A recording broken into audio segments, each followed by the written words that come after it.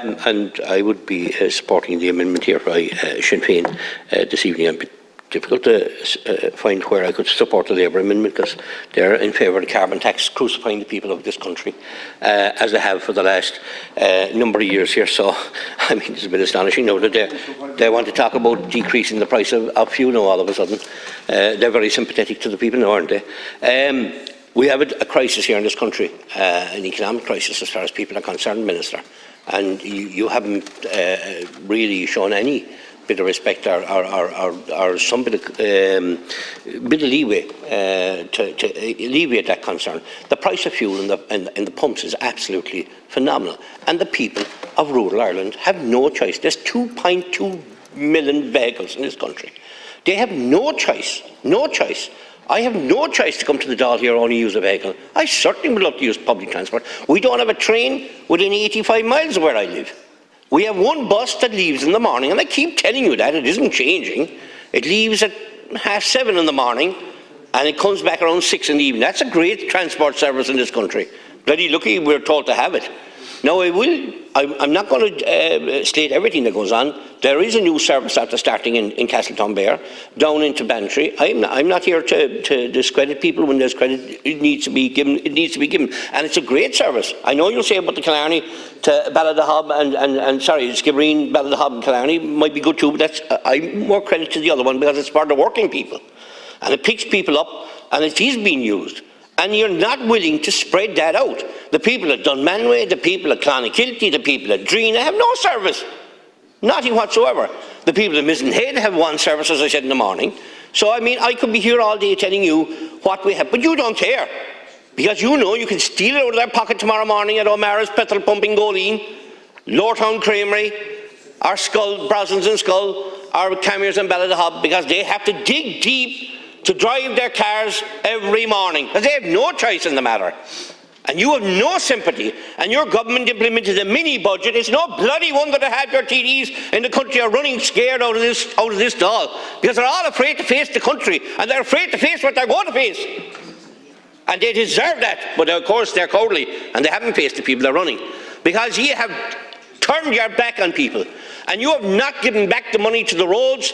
You look at the scandalous condition of the roads in West Cork. I am getting it on the neck from people that are breaking their cars every day of the week outside the spar shop in Skibbereen, just like as if there's trenches there for the war zone.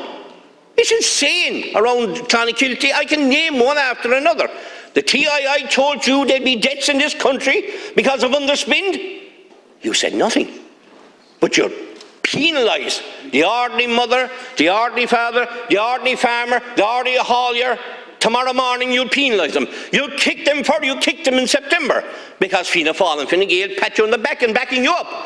You kick them again next March or April or May. You kick them again down the road. What is wrong with you? Do you not understand? You don't punish people. You work with people for change. And you have no intention of doing that. You want to crucify people into further difficulties that they're already facing. People are telling me they cannot afford that. So you shove on VAT there a month ago from 9%, the hospitality VAT from 9% to 13.5%. Oh, hit them again in the pocket. And we can brag today, well, sure, we all know it for the last 2 or 3 weeks, every leak that was coming from this government was all just scandalous, to be honest with you. There's no need in having a budget anymore. Just leak it away there every 3 or 4 weeks before, when you come back from the summer break, because that's what's happening anyhow. People are going to pay €19 now for a 900 litre fill of oil for the tank, just to heat themselves. Have you any sympathy extra? Have you any respect for anybody? So they pay for the car, and they pay for the tractor, and they pay for the petrol, they pay the diesel, they pay the home heating oil. You put €1 nearly on the bag of coal, and the bag of coal can't light it all unless you put a gallon of petrol into the fire with it. Have you any understanding what's going on for people? But it's mainly, Minister, you're quite happy, because it's the people that I represent, the people of rural Ireland, that put me in here to fight their cause, are the people that will get you out of where you are. And I can guarantee you that, Minister, because they are livid and they are furious, and rightly so. And this budget did not help many of those today. It certainly didn't help the working man and woman anyhow, I can tell you that. And you further crucify them tomorrow morning in the petrol pump. Every time I travel up and down, diesel's gone up. Diesel's gone up, and I leave West Cork and I come back to West Cork, it's gone up again. It's time to stop, Minister. People have had enough. They've had enough of this dictatorial government, and Fianna Fáil and Fine Gael patting you on the back, praising you, helping you to crucify the ordinary farmer, the ordinary haulier and the ordinary mother and father. They ought to shame on every one of them for backing you. And there is little or no public transport service in our country, and it's a sad infliction that you have had many years to put that right. You've had how many years?